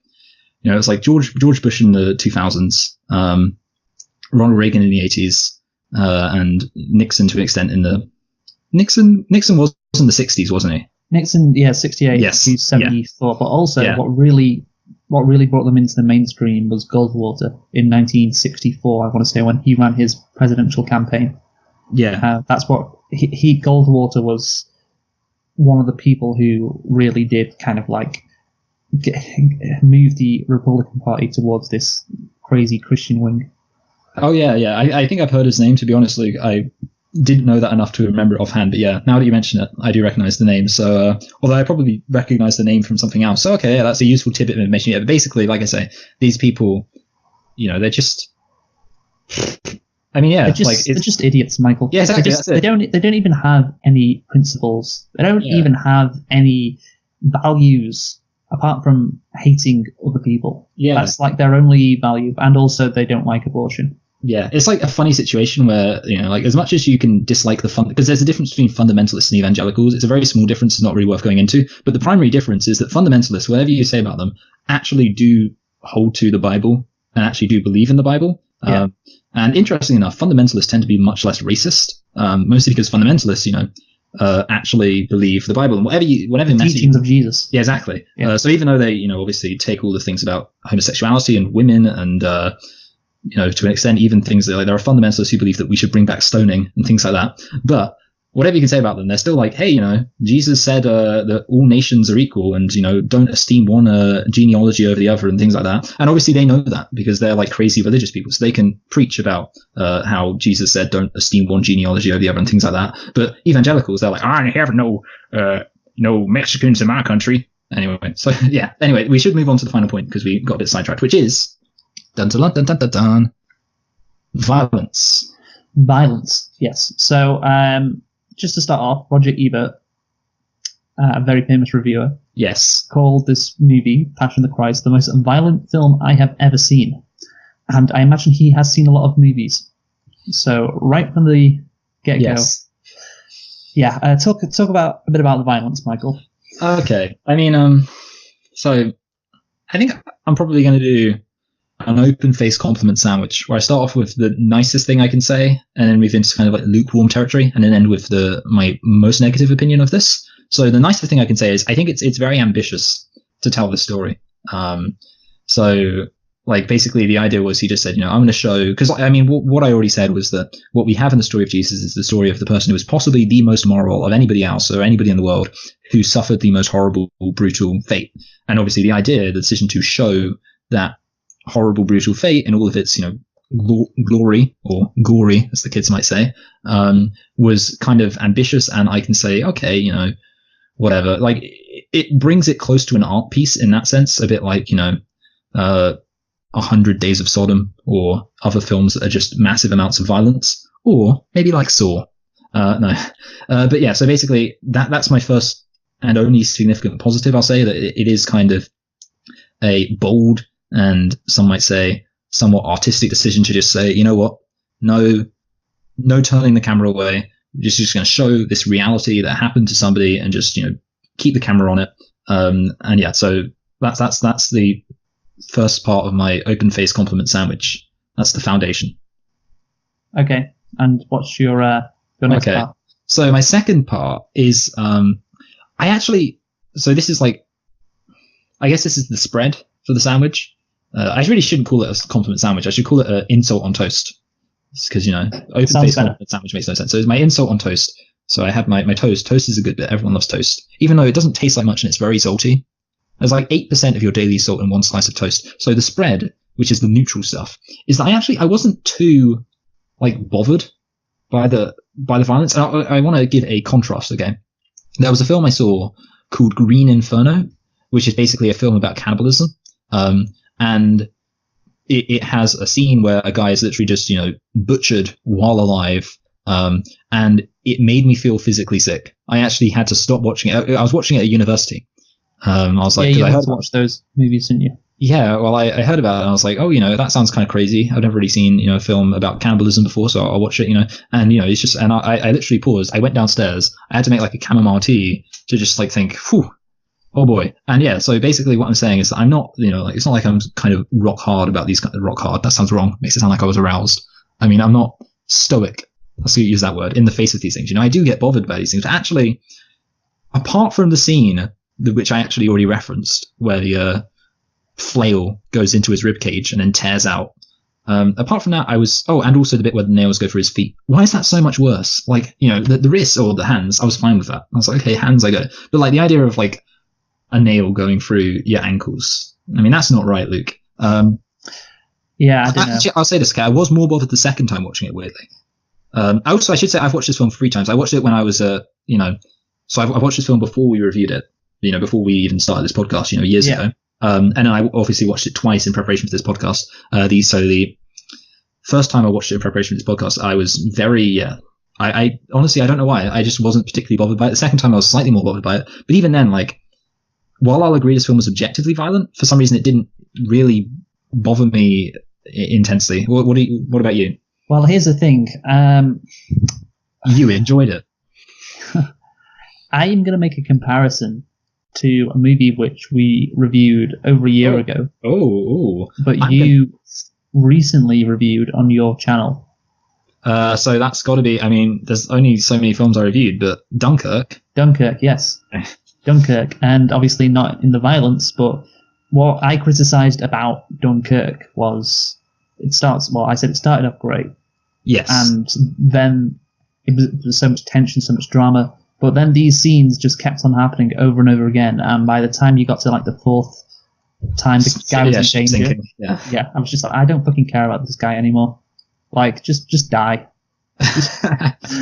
And then similar with this movie. I kind of agree. So you're saying it's overkill? Yeah, it's overkill. It's like, okay, now he's been whipped like the 792nd time. It's not as impactful as the 3rd time he's been whipped, and the violence, initially it's shocking, but then you just get used to it, and you're like, oh yeah, he must get used to it. He must, Yeah, I kind of think that. He must be fine by the end of it, To be honest, like, I kind of think whipping was the worst thing. I don't know, like, like whipping, I mean, that was the first thing that happened, and it was, pretty rough. And compared to that, I mean, I don't know, like, when he was on the cross, you got to think there must have been a part of him. It's just like, well, at least nobody's actively hurting me now. Yeah, it's like, well, at least it's over now. Yeah. Just die. I mean, we should say, it should be noted, because, I don't know, no one's going to listen to this as matter, but it should be noted that it's a well-known fact that crucifixion is incredibly painful because of the effect it has on your rib cage, and that causes you extreme amounts of pain while you're breathing in and out, and I'm not denying that. Having said that, I mean, those were some gnarly whips, I mean, how does really. it impact your rib cage? So, I don't know, like, basically, so it is actually true that crucifixion is considered one of the most painful ways to die, even though it doesn't look bad, and that's because it's like so the way it works, Just give me like a one sentence. So you're supported in the air a bit by your legs, which means that you're kind of like, you can't rest in any real position, because if you land down, for some reason, the way that they nail your legs, they nail it so you can't really rest on them properly, and you're basically having to constantly slightly support yourself with your hands, and at the same time your rib cage is kind of caving in, and apparently every single time you breathe it's really, really painful. And obviously we don't really know, because it's not really kosher to crucify people anymore, but I've heard from science that it's, really, really painful, and, really up there in terms of terrible ways to die, even though it doesn't look that bad. And fun fact, I don't know if this happened, so this is weird, I should remember this. Do they break somebody's legs in this film while they're on the cross? Yes, they do. Yes. Okay, so here's a fun fact. That was actually considered a mercy. Because, see, they do it in the film Risen too, which I already mentioned. It was considered a mercy because, like I say, the big pain of the crucifix was that you could never actually hang down. And because you couldn't hang down, you were constantly supporting yourself, and basically your entire muscles were tensed up. That's basically why it hurt so much. And when they broke your legs, it actually meant that you could just slump down, because your legs were, your bones weren't really in the way, so you just fell down. And it basically caused you to die quicker. I see. So it's actually, so when they smash somebody's legs, I mean, obviously, I'm sure there's nicer ways to do it, like not crucifying them in the first place, but breaking somebody's legs was considered a mercy. Okay. Well, this has been a great conversation about criticization. But yeah, this movie... But yeah, I agree with you. So yeah, it was overkill. Overkill, yeah. I mean, obviously Gibson wanted to show the true impact of how Jesus was treated, and that's what he was going for. So obviously he was going to make it as violent as possible. But I agree with a guy called A.O. Scott in the New York Times. I agree with his assessment. Are you sure his name is A.O. Scott? Are you sure somebody wasn't just trying to get his attention and his name's Scott? And they went, A.O. Scott. God, that's great. So he says, the Passion of the Christ is so relentlessly focused on the savagery of Jesus' final hours that this film seems to arise less from love than from wrath. And again, that completely makes sense, as obviously Mel Gibson and the evangelicals they do have this anger inside them to the whole world who aren't them. Anger in this movie towards the Jews, to people who don't respect Jesus. So yeah, it makes sense that this movie does come from a place of anger, and not really. There's the thing, I'm going to say this in the conclusion, but would have Jesus liked this movie? No. Yeah, I don't know. Yeah. He would not have appreciated him being depicted as being like viciously beaten and whipped and crucified. Like, he probably wouldn't have wanted people to see that, because then it takes away from his teachings. But like I said before, that the evangelicals don't care about that kind of stuff.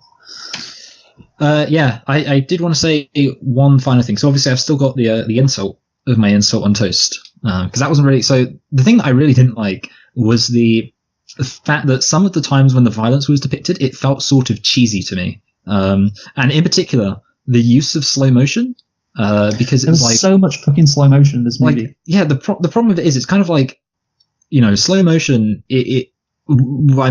My toast of my insult on toast was that I thought, okay, I can respect the decision to just show the unabashed brutality, how horrible it was. The thing is, if you're going to do that, then you have to like show it as it was. The problem is having it with like the filmmaking aspect of it, like, oh, look at how slow motion it is, man. Look at Jesus, he's fallen over. And so it kind of almost felt like it became more of a spectacle by the fact that he used, all of these, the end of my sentence, by the fact that he used all of these little tricks that made it seem more stylized. The fact that it seemed more stylized made it more respectable, which almost made it seem like more insulting.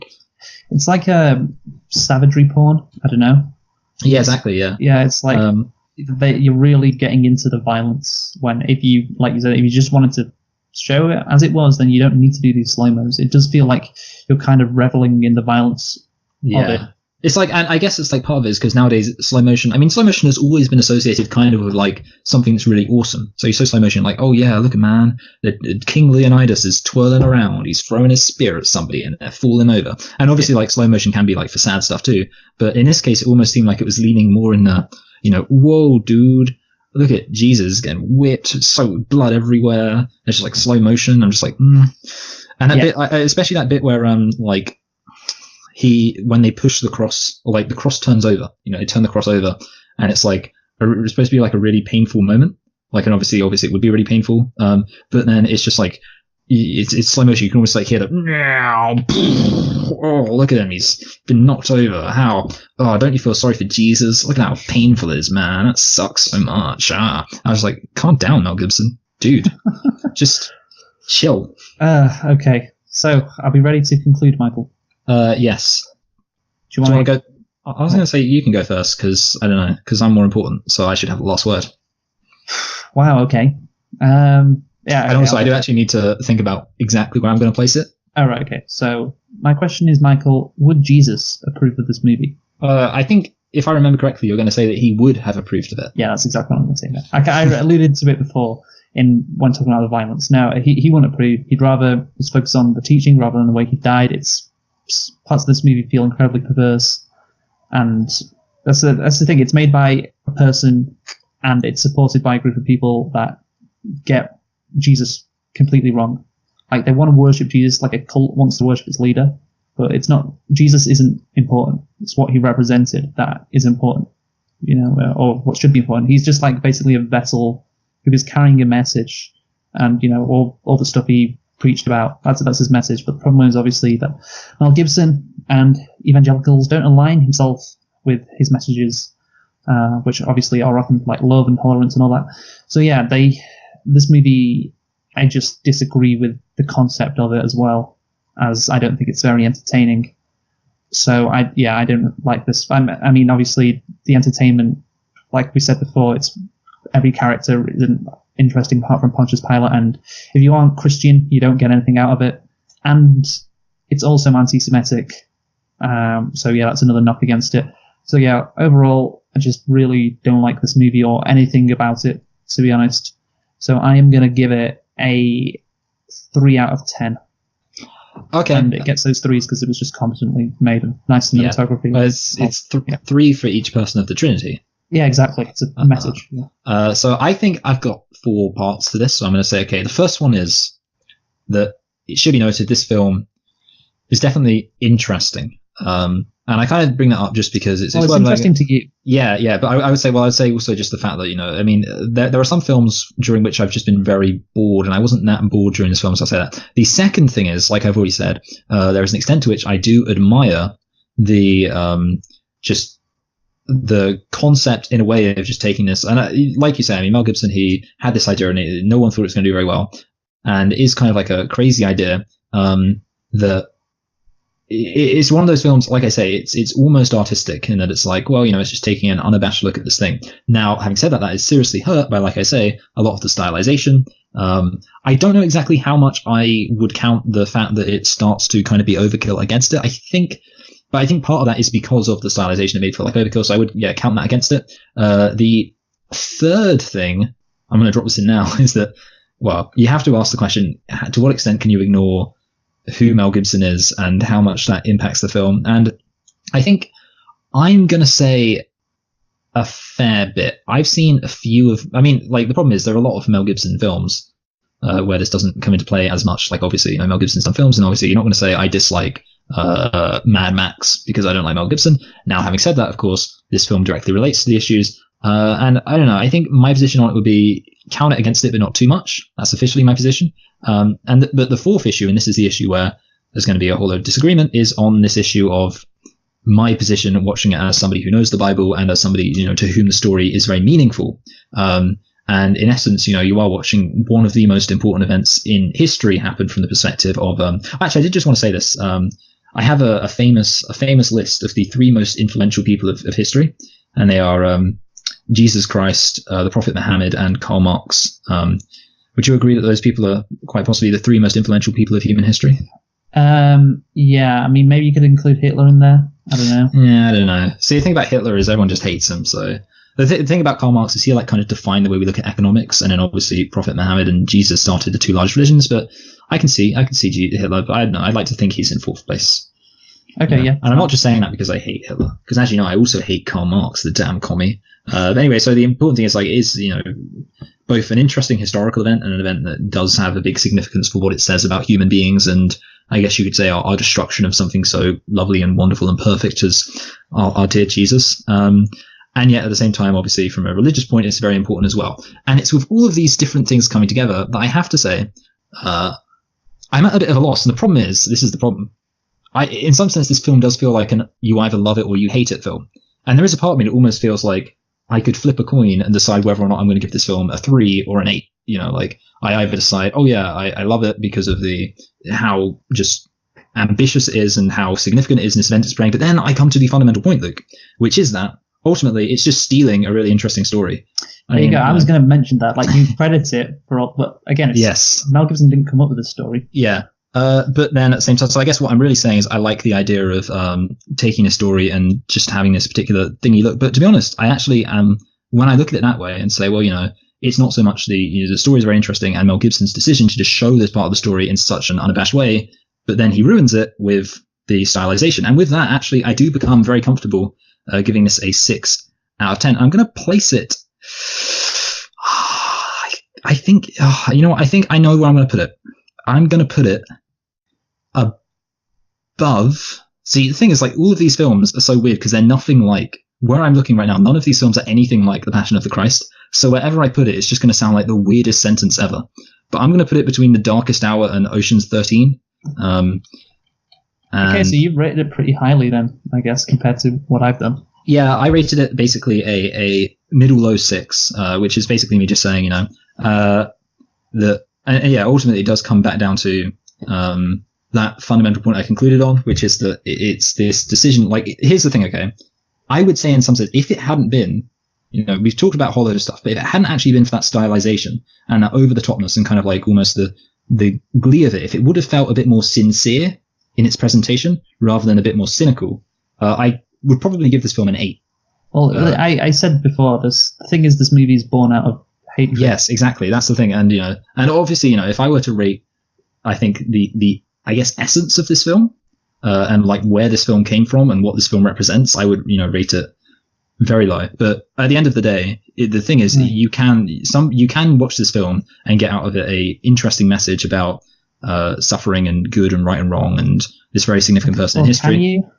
Well, I can. Can you get a good at right and wrong? Like, obviously, it's wrong to do what they did to Jesus, but okay, like, yeah. Well, it's not like he was. Messages.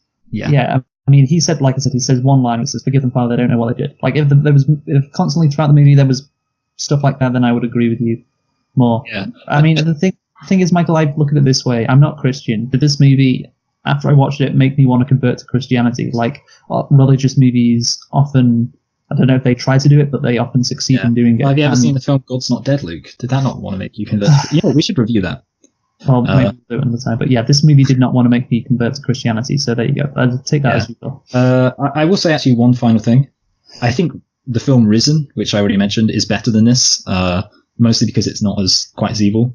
But yeah, I don't know. So yeah, like I say, I mean, that's a problem. Like, there aren't many films like this, and therefore I don't really know where to place it, but I may have to...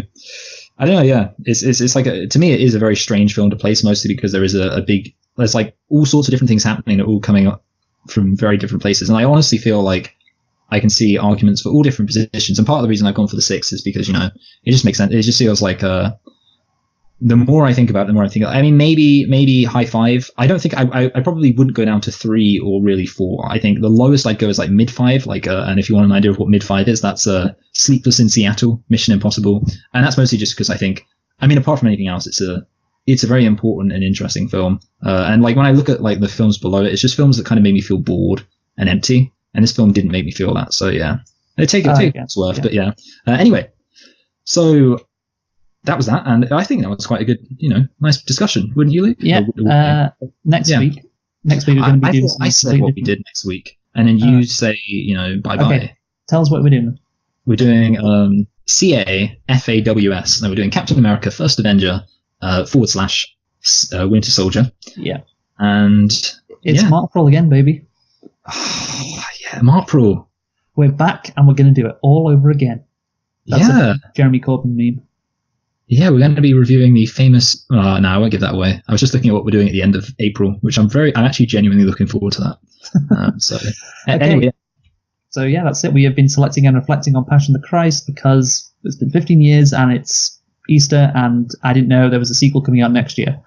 So yeah, there we go. Join us next week for a double dose of Captain America and Marvel. Who have you been, Michael? I've been Michael. I've been Luke, and thanks for watching. Goodbye.